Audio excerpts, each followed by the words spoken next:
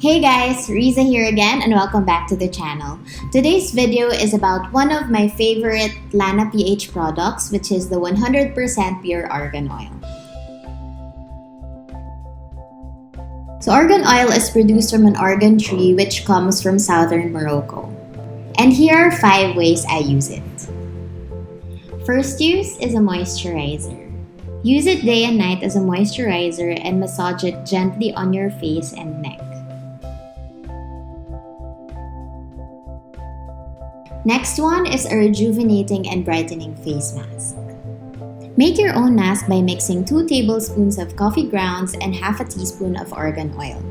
I-mix nyo lang hanggang makuha nyo yung gusto nyong consistency and go ahead and apply it on a clean, dry face and leave it on for 10 minutes.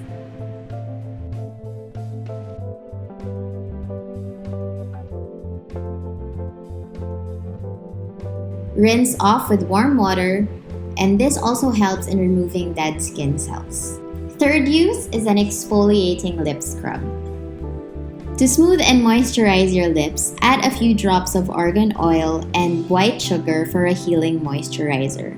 Just lightly massage it into your lips using a circular motion and rinse it off.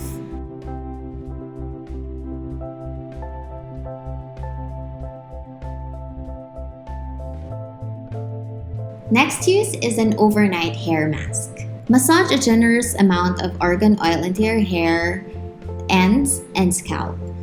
Ibalat nyo lang yung hair nyo and leave it on while you sleep. In the morning, wash your hair and you'll have luminous, soft locks. And last but not the least, and let me admit, my favorite, a cuticle and heel softener. Massage a few drops of argan oil into your cuticles to soften, moisturize, and encourage nail growth.